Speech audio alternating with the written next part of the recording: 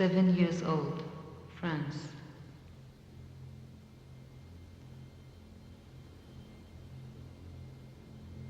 לוסיין פרידלר, בן 5, בלגיה.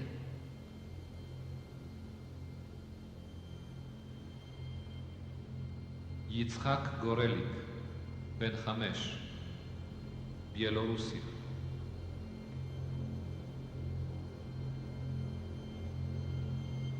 Sami Confino, 1 year old, Yugoslavia.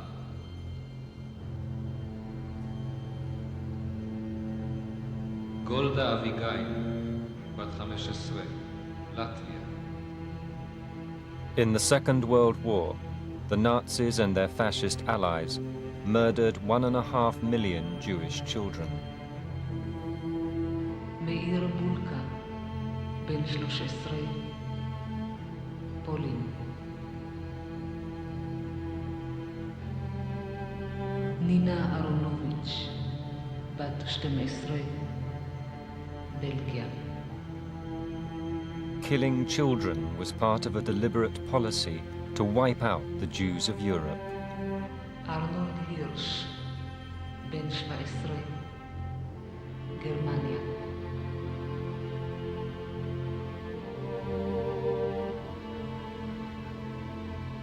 פיליפ אבלס, בן 14, יוון.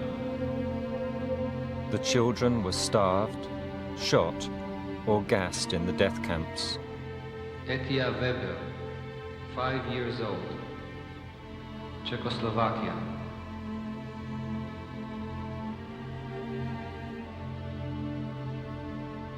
Nina Ehrenkrantz, 7 years old, Poland.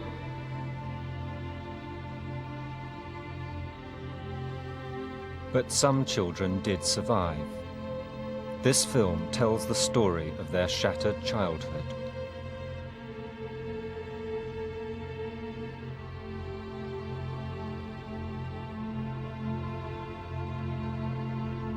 In 1939, 8 million Jews lived in Europe. Many of them strictly upheld the traditions and rituals of Judaism, while others had little sense of their Jewish identity.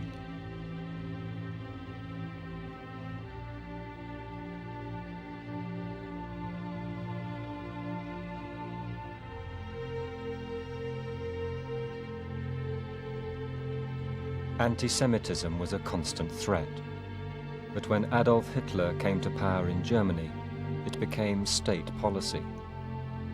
When Hitler invaded Poland in September 1939, it marked the beginning of the end for the Jews of Europe. And for Jewish children, it was the end of innocence. I remember well the day the Germans marched into Krakow. We lived in a street which was one of the main streets in Krakow, and the German army moved into Krakow through that street. I remember standing at the window and watching the army moving in. I remember lorries full of soldiers. I remember armor being tanks and so on. It was for a child of 5, it was in fact quite exciting to see all this military movement just outside our home. It was forbidden for Jews to go after 8 o'clock on the streets in the evening, and we had to stay at home. I remember I was looking from the window, seeing my friends playing football or just playing, and I was eager to catch their eyes, but it was rather difficult. They were absorbed in their play, and I had only to be an onlooker from the first floor.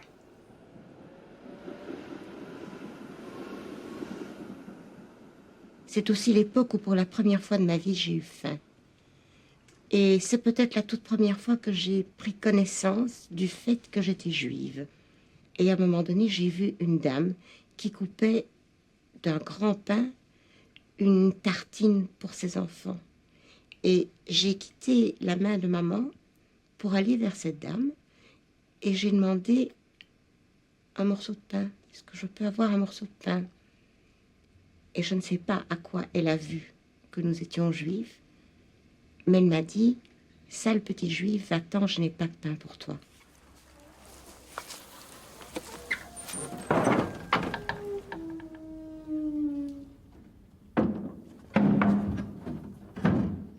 The Germans were catching religious Jews and cutting off their beards in rather brutal circumstances. My grandfather, in order to avoid that, he decided to shave off his beard, and he came home, and I didn't recognize him, and I wouldn't let him into the house, into the room. We had kind of a chain onto the main door, so I opened it. I saw the strange man, which I didn't recognize, and of course, he was very upset about it. I didn't see the tragedy of it then, but of course I see it now.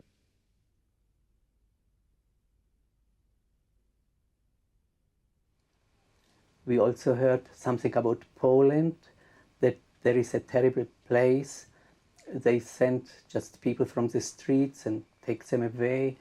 And after a month or so, the family are getting telegrams. If you would like to have the ashes of your late husband, you have to pay so and so much money. So we could feel the fear more and more. And the whole atmosphere was of danger. The Nazis and the local fascist militia began to systematically round up the Jews and force them out of their homes. מותר לקחת 5 קילו, איתנו לא יותר, כי אנחנו יוצאים לעבודה ואנחנו נחזור. אל תדאגו. תמיד זה נלווה בכל פקודה שלהם, אל תדאגו. היינו בשוק, כי ידענו שזה משהו רע מאוד קורה פה.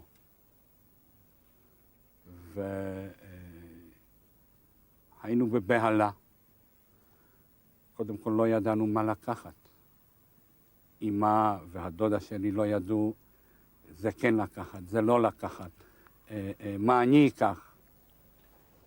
We prepared all our belongings. We could take, I think, 40 or 50 kilos of belongings, and we had special clothes. I remember some were even double one because we thought maybe we need this second shirt. We tried to buy vitamins and batteries for the camps. We had an idea where we are going, and then we were also cold and we had to leave our flat. And since then, the feeling of security, that you have a room over your head, that you belong somewhere, was lost forever. Of course, you got different flats, different roofs, but once the roof of your childhood was taken away, it's not anymore the same. Mais la seule chose dont j'étais tout à fait consciente, c'est que le passé était le passé et que j'entrais dans quelque chose de tout à fait nouveau qui me faisait très peur, mais que je devais accepter parce que mes parents me le demandaient. Chose que je n'aurais peut-être pas acceptée en d'autres moments. Mais je pense que l'intensité du danger était telle qu'à 8 ans, on comprend, et j'ai fait cet effort, et je l'ai accepté. Je suis partie vers cette nouvelle vie, sans savoir évidemment tout ce qui allait suivre, tout ce que je perdais, et tout ce qui allait m'arriver.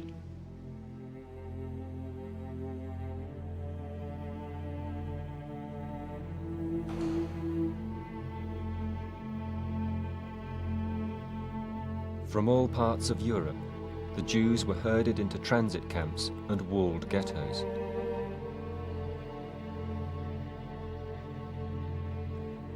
We arrived to a place, I hadn't idea what it is, and suddenly I saw a different world, especially for a child. Maybe it was interesting because suddenly I have holidays. I mean, I don't have to go to school. And everything was interesting. Even the comic things or gruesome things. I remember we were in queue for our lunch, so-called lunch. There was a soup which was so terribly, we children didn't want to eat it. And next to us, there were some old people, shabbily and little dirty dressed, and I couldn't understand why they are so dressed. And they begged us for our soup.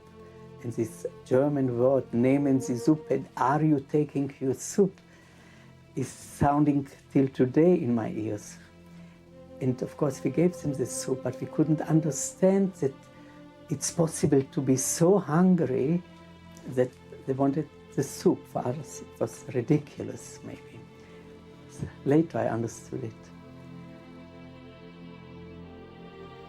In the ghettos, the Jews were made to work for the Germans. Adults were given starvation rations, but children got nothing. Overcrowding and bad sanitation led to epidemics and death. The Germans regularly rounded up the Jews and made selections. Those least fit for work were sent off on trains to unknown destinations. I do remember in the early part of the ghetto years playing with other children, and subsequently they were not there anymore. They were taken away during one of those deportations. I remember a cousin of ours whose wife and child was taken away, and he committed suicide. I remember that vividly. I mean, I haven't seen him killing himself, but I was told that he hanged himself. Janek's grandparents had already been selected. As a child of 8, Janek was in danger. On that 13th of March 1943, we woke up in the morning and the ghetto was surrounded by police. It was a policeman, I would guess, every 20, 30 yards. The gates were also very heavily guarded, so there was no way of escaping through the gates or anywhere else. So I was kind of trapped together with the old Jewish population. So the problem was how to get out. And I remember distinctly two incidents. People were trying to get out through the sewage. And in fact, in front of the house where we were staying, there was a kind of a manhole, and there were a group of people around it. And I remember my father holding me on his arms, and they were considering escaping through the sewage. Then for some reason he decided not to. So we went back to our house, which was just around the corner. And then I was told that I'll be put in a suitcase, and they will try to smuggle me out from the ghetto in the suitcase. I remember my father making holes in the suitcase so that I could breathe. And I was taken out of the ghetto. I remember looking through the holes of the suitcase and seeing the gates of the ghetto. And so I knew I was out.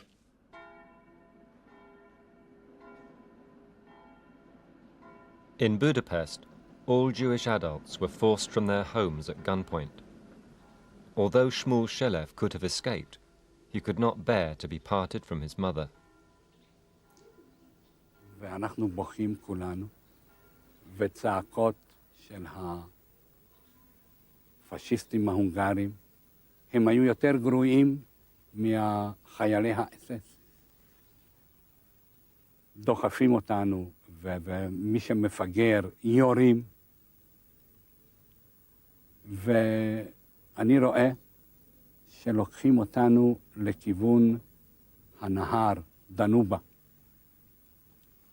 ואני אומר וחושב ואומר לאמי, הנה אני חושב שלוקחים אותנו לירות בנו על שפת הדנובה. והיהודים מדברים בינם ובין עצמם בשורות, ושואלים את אמי למה היא לקחה אותי איתה. והיא אומרת, מה זה, למה אני לקחתי אותו? הרי הוא הבן שלי, הוא שייך לי. יותר ויותר דיברו איתי ועם אמי. למה אתה הולך עם האמא? אתה יכול לחזור בחזרה. אתה תישאר בחיים. היא הולכת למוות. תיפרדי ממנו.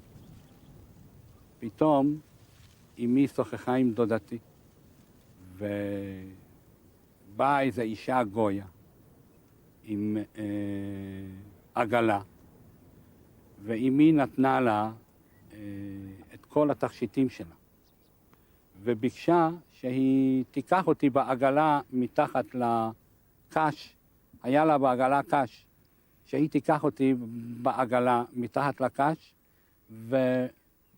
תשים אותי על הרכבת שנוסעת לבודפשט.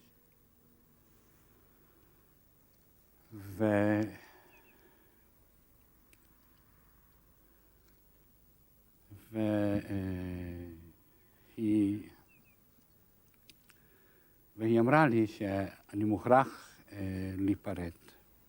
אני מוכרח ללכת בחזרה, כי היא אמרה לי שאתה תחיה. אתה תחיה ואנחנו לא יודעים מה איתנו. אני נורא בכיתי. אני בעגלה נורא בכיתי. והיא אמרה לי, תשתוק, תשתוק, תהיה בשקט. אבל לא יכולתי. אז היא צעקה עליי. ואז הבנתי שאני צריך להפסיק. אני צריך לשתוק. והיא נסעה איתי לכניסה לתחנת הרכבת. באותו רגע שעליתי על הרכבת, כאילו שחתכו את חיי עם סכין. אני זוכר, קראתי את כל המכתבים שהיו לי, את כל התמונות שהיו לי, מהמשפחה, מאמא. גמרנו. קראתי את הסימן הצהוב, את הטלאי הצהוב, ולא בכיתי יותר. ונהפכתי לילד אחר לגמרי.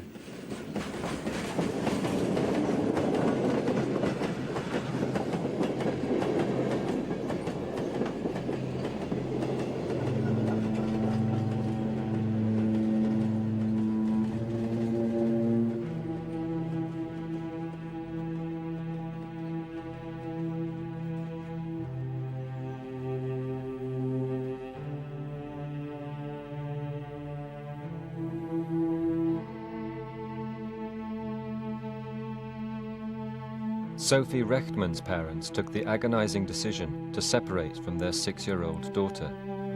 They handed her over to a Belgian Catholic couple while they hid elsewhere in Brussels. Quand je suis rentrée pour la première fois dans cette famille d'accueil, je suis arrivée chez des gens extrêmement tristes, très bons, mais très tristes. Il est évident que dès l'instant où je suis entrée dans cette famille, j'ai dû oublier que j'étais juive. Non seulement j'ai dû oublier que j'étais juive, mais j'ai aussi dû oublier comment je m'appelle. Mon nom était Sophie Granos. Je suis devenue Simone Legrand. Sophie was sent to a convent school. Je n'ai été ni à communion, ni à confesse. Je suis arrivée à passer par je ne sais où, mais je n'ai jamais été. Et à un moment donné, la mère supérieure a dit « Écoutez, je ne peux pas garder cet enfant parce qu'elle n'est pas comme les autres. » J'étais très renfermée, je n'avais pas de contact. Et j'avais très peur de ce monde catholique qu'il y avait autour de moi.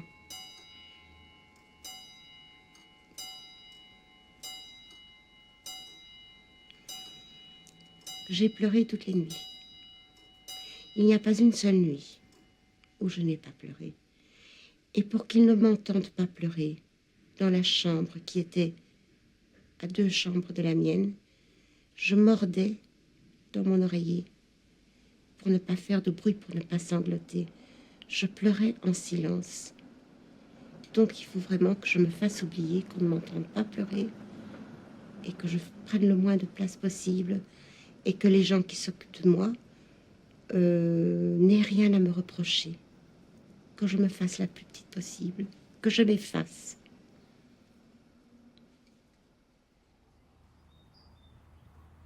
Janek Weber's parents had found a Polish family who hid Janek in exchange for money. The family faced the death sentence if he were discovered. We walked into that house. I was taken to the room, and I was told never to go to the window. I was told that out of the 3 children which they had, the youngest one didn't know about my existence. And the 2 older ones, there were 2 girls, and they knew about me. I was locked into the room, and I was told that I'll be given food probably once a day. And I was told that I must be very quiet because nobody must know that I'm there. I was scared. She was quite strict with me. I knew that I had to do everything that I'm told because that was my only chance of surviving. But most Jewish children had no chance of escape from the German roundups.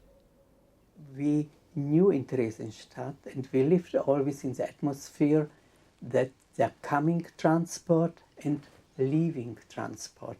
And the great fear was to be sent to the east. We didn't know what is the east, but we know that there is no answer. Nobody came back from the east. Till our day came, and we were also called to the transport to east, and we were sent to Auschwitz. When we arrived, we knew what it is. The reception was unforgettable.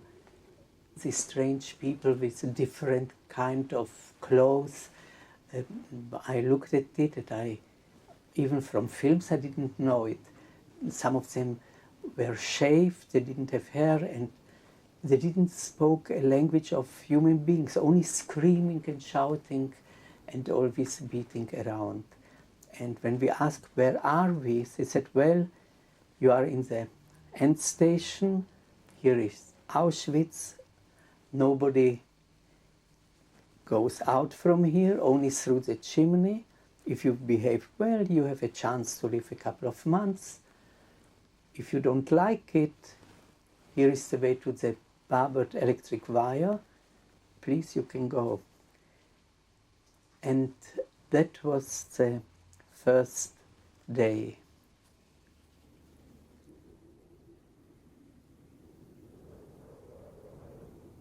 In the camps, selections were constantly made.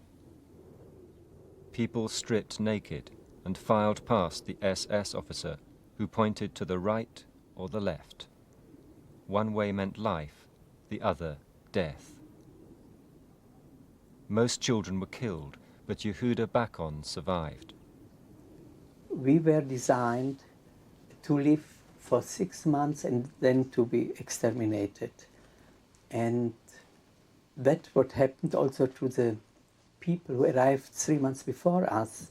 Exactly after 6 months, all of them went to the gas chambers, and we were left alone. And we counted the days, and we knew that is that. I remember very well the goodbye to my father. We were called to the main gate, and that was the last time my father still could accompany me. And he wanted to give me his golden filling. He had, of course, I refused. And I remember I told him, please don't worry about me. I am clever and I'm young and I will survive and we will meet in Israel, in Palestine, knowing very well that's the last time I see him. And I didn't cry, I was only very sad. Why did you not cry? Because I didn't want him to know what I know.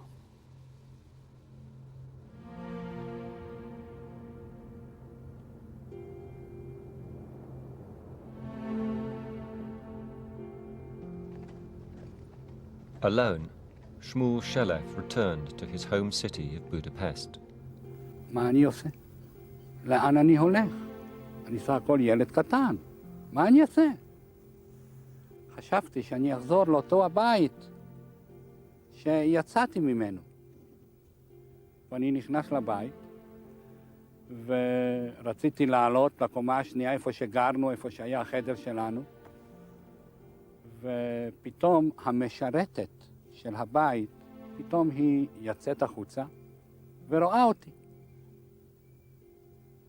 היא מסתכלת עליי ואומרת לי, יהודון, איך חזרת? מי הרשה לך לחזור? וצועקת. לא חזרתי יותר לבית הזה, לא חזרתי. הייתי ברחוב. וכל ההתעסקות שלי, של כל היום מה שהיה, זה לחפש אוכל. ילד כמוני, שהיה ילד מפונק, ופחדתי להיכנס לחדר חשוך מלפני זה. הלכתי לבתים שהופצצו. הייתי בפחי אשפה, מלקט את הקליפות של תפוחי אדמה. תפוחי אדמה שהם היו כבר חצי רקובים, כי עמדו הרבה זמן. הייתי מלקק אותם. הייתי מחטט בכיסים של מתים. כל העיר הייתה זרועה עם מתים. One day, a bomb killed a horse. תוך שנייה, 10 אנשים רצו מהבתים שמסביב, כולל אני. שהסוס נשכב, כולל אני, רצנו לשם, וכל אחד נלחם על חתיכת בשר שהיה יכול לחתוך. היה לי סכין, כל הזמן היה לי אולר, וחתכתי מהסוס חתיכת בשר, ולעסתי, אכלתי את זה, שזה הבשר היה חם. בשר טעם כזה של פח, כמו גומי כזה, בשר אדום, אבל היה חמים, והייתי רעב. Later on, we were designed to be horses to a wagon. We had 2 or 3 wagons, and 20 children of us had to carry it, and that was our job. Sometimes we went even to the crematoria in winter, I remember, and brought ashes and spread it on the icy roads. And I remember even that once we finished our job, and the couple was a kind man, comparatively, and the children, nobody's in the gas chambers, you can go down and warm yourself. And I saw the chamber where we had to take off your clothes, and I asked what it is, and they said, well, when the people come, we tell them, please hurry up, and remember very well your number, put nicely your shoes together, that you should find everything when you come out, and hurry up, the soup or the coffee will be cold, it's waiting for you. And I went there, and I was very curious and talented child for drawing. I said, I must remember everything.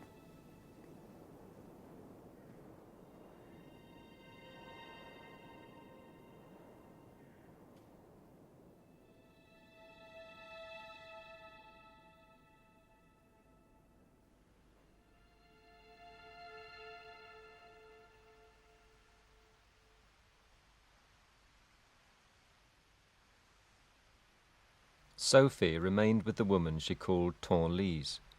Her parents were hidden nearby, but contact with them was dangerous. Un jour, ma tante Lise m'a dit, si tu montes au Diwé, tu as rendez-vous avec ta maman. Alors là, je me souviens, ça a été une explosion de joie. Et je sais encore que dans mon esprit, je me suis dit, c'est fini. Je vois maman, je ne sais pas pourquoi. C'est fini, je retourne vers ma vie à moi.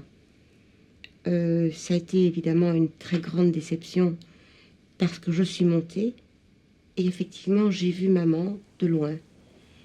Mais je n'ai pas pu l'approcher parce que maman m'a fait signe que là, sur le banc, elle avait déposé quelque chose pour moi.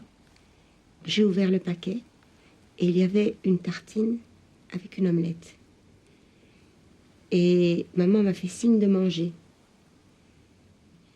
Alors, elle est partie et elle m'a fait signe de retourner et de repartir. Et ça a fait tellement mal parce que je m'attendais à tant de joie et j'ai dû avaler une tartine alors que je n'avais pas faim. Et la seule chose que j'aurais voulu, c'était sauter dans les bras de maman. Et ça, je ne pouvais pas et elle est partie.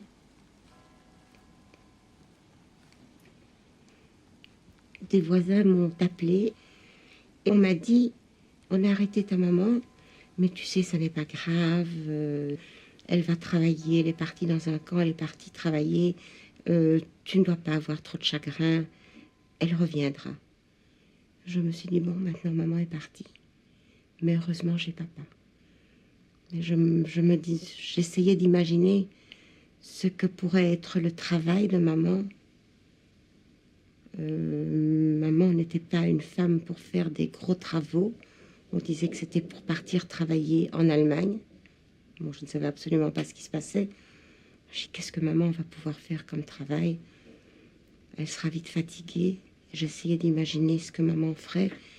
Et j'ai vécu comme ça en imaginant longtemps comment maman pourra survivre à un travail qui sera dur probablement et auquel elle n'a jamais été habituée.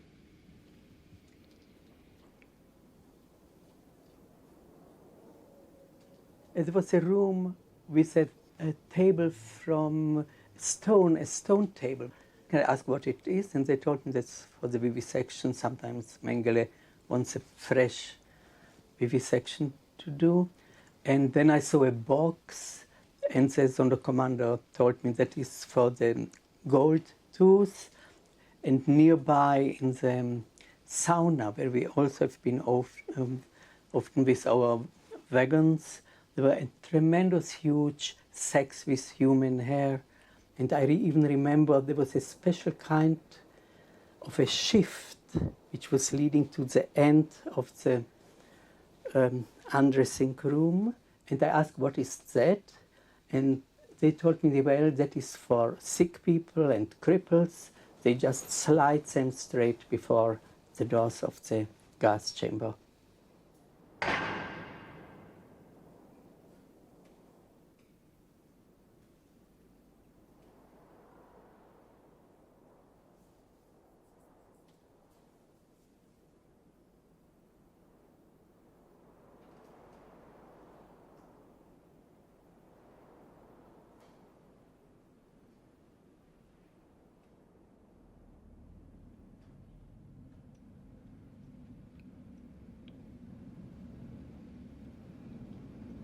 Et elle me dit, ma petite chérie, ton papa a été arrêté.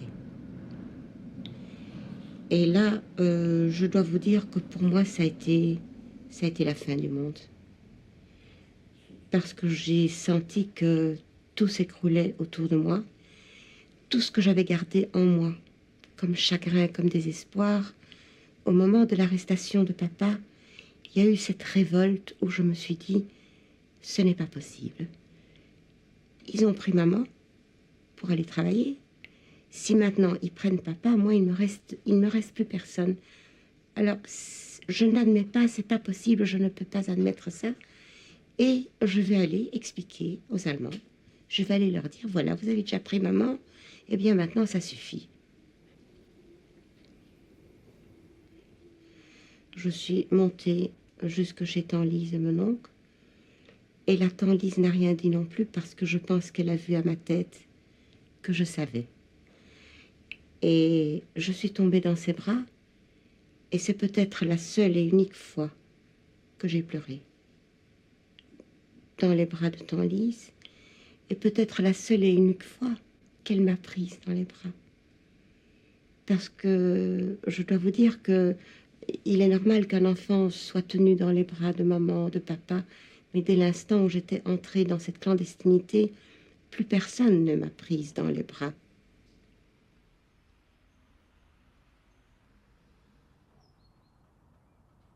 Hidden in a locked room, Janek Weber spent 2 years completely alone. His food was brought to him while he slept. He had no news of his parents. I remember missing my parents a great deal. I remember crying. I remember hoping that one day I'll see them. But it was just a matter of waiting and waiting. I find it quite incredible, but I don't remember too much about the whole period. I spent in that room almost 2 years. I believe that I kind of conditioned myself to do nothing. And days, weeks, months went by. Summer, winter, another summer. I was just there doing nothing.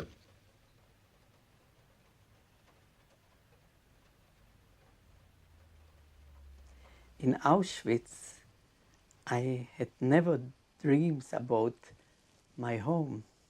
It was far too away from reality. I could dream, and all what I could dream was that maybe I will be back in a situation like the ghetto, which was a paradise. Home was unbelievable.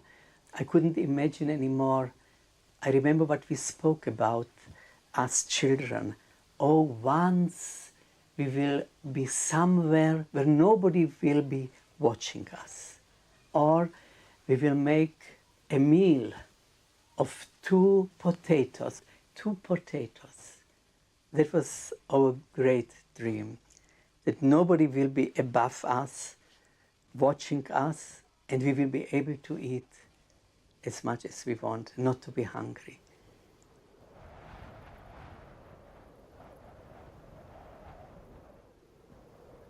By January 1945, the war had turned against the Germans. The Russian army reached Budapest in their march west. ושם חובש רוסי עשה לי אמבטיה לרגליים והוריד לי את הנעליים עם סכין גילוח כי הם היו דבוקים לפצע לאור הרגליים. רצו לחתוך לי את אצבעות הרגליים כי הם היו קפואות. אני בקושי הלכתי כי כל הרגליים שלי היו קפואות, מלא פצעים. הייתי מלא קינים, ככה שהייתי עושה עם מסרג על הנייר עיתון, זה כמו גשם, היו יורדים הקינים. הבטת אליי, ראית שהראש שלי נע מרוב קינים. Everything was terribly overcrowded because the end of the war was coming and it was chaos. Some people worked terribly hard, some people just didn't work, they couldn't even move, and we were slowly starving. We couldn't wash or change our clothes for the last 2-3 months. We were full of lices, and I knew that's the end of me. I had not any more strength even to raise my head, and I was just 35 kilos. As the Red Army advanced, the Germans retreated, clearing the survivors out of the camps and forcing them across the country. Many who had escaped the gas chambers died on these death marches in the freezing winter weather. Others were loaded into trains and sent on long journeys without food or water. We went in the beginning 3 days and 3 nights, and we couldn't walk anymore, it was just shot. And we went through villages, and I could peep in, and it was so strange. People are sitting on a table, and that was so removed. How can somebody live such a life? Pour la première fois de ma vie, j'ai vu des rescapés des camps. J'ai vu des gens avec ces pyjamas rayés, des corps qui n'étaient plus que des cadavres avec des peaux, et j'ai surtout vu ces têtes, c'est-à-dire des hommes et des femmes qui n'avaient pas de cheveux sur la tête, avec des yeux qui leur sortaient de la tête. Et à un moment donné, je me suis dit, c'est pas possible, ce que je vois n'est pas vrai. Je vais fermer, ouvrir les yeux parce que je fais un cauchemar. Et là, c'était pas un cauchemar, c'était vrai. Et puis moi, j'étais là avec la photo de maman et papa. Imaginez des photos qui avaient été prises avant la guerre. Un monsieur et une dame bien habillés, costume, cravate, maman très élégante, très belle, une photo. Et je m'approche de ces gens qui sont des cadavres vivants. Et je leur demande, est-ce que vous connaissez maman et papa? I saw a mirror after, I think, many years, 2 years for sure, and I saw my face. I could vomit. It was so terribly and so unbelievably something not human. Yehuda was one of 28 Czech children who survived the camps. 15,000 others had been murdered in them. All over Europe, the surviving Jews struggled back to their homes. Once thriving Jewish communities had disappeared. Friends and family were dead, houses occupied by strangers. No one knew who in their family had survived the slaughter. My mother was liberated by the British Army in Bergen-Belsen in April 1945. She was ill after the war, and she came to Krakow, I believe, sometimes in June 1945, hoping that she'll find me or that she will know what happened to me, because she knew where she left me, but she didn't know what happened to me since. But she found me exactly where she left me, and she came into my room. I didn't recognize her, and I told her those words. I said, "You look familiar to me, but I don't know who you are." And this is how I was reunited with my mother.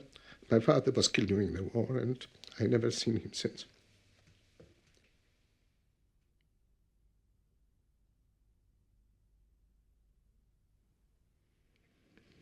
Un jour, j'étais chez une de mes tantes. Il faisait très chaud. Et la voisine, au rez-de-chaussée, a crié par la fenêtre. Elle a crié « Bella, Bella, votre beau-frère Maurice est là ». Mon père était revenu. J'avais 11 ans. Et pour la seule et unique fois de ma vie, je suis tombée évanouie. Et je me suis réveillée dans les bras de papa.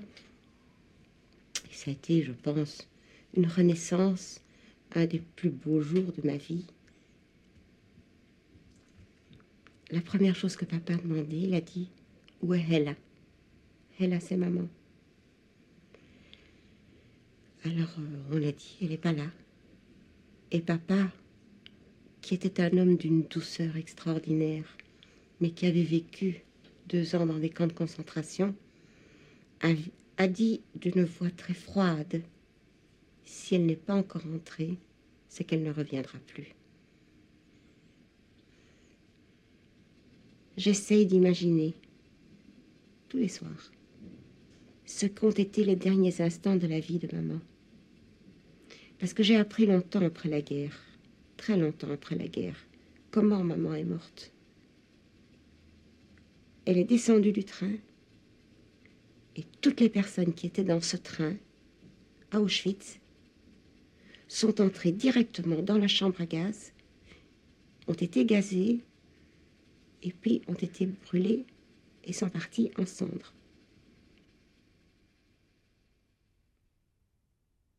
One in 3 Jewish adults survived the war, but only 1 in 14 Jewish children. There would be even fewer without the rescuers. I always, despite the fact that I had difficult there, I always felt an immense gratitude to them. I realized then, and I realized after the war, and I realized since, that there is the life to save me. Maybe the reasons weren't altogether altruistic, but it doesn't take away anything from the fact they were exceedingly decent people. And what they did is, I guess, well, it's not unique, but there are certainly very few instances like this. I believe that I was told sometime that after the war, there were about 5,000 Jewish children which stayed alive in Poland. Well, I think if you take a population of over 3 million, the total population, there were maybe 1 million children. Yeah? So 5,000 out of 1 million is a very small fraction. And I was one of the 5,000, and the things are to that family. אני חושב שלמעשה להישאר שפוי אחרי מה שאדם כמוני בתור ילד עובר,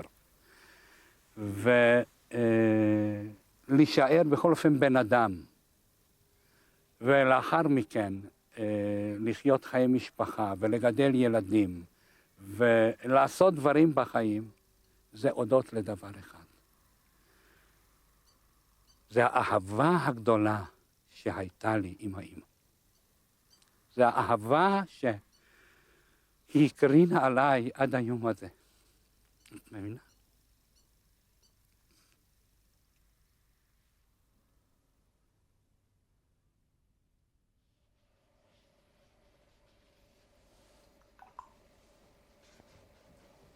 My great dream was to get again the feeling of a family. We felt terribly lonely, and I remember even when I was 15, 16, I thought maybe somebody will adopt me. And when I was a student, I thought I would give all my talent just to have a family life. But of course, that you think when you are very young and you don't know what the reality of life is. But the dream was to have somebody, to be with somebody. On n'a plus jamais une vie normale quand on a passé cette période d'enfants cachés ou que l'on a été dans des camps. Bref, quand vous avez été meurtri dans ce que vous avez de plus profond en vous-même, c'est-à-dire de ne pas pouvoir affirmer qui vous êtes et ce que vous êtes. Quand vous avez dû vous cacher tellement longtemps, il en reste quelque chose. Et cela a affecté toute ma vie de femme, toute ma vie de mère, parce que je sais que je n'ai jamais été vraiment moi-même. J'aurais voulu être quelqu'un d'autre que je ne suis pas.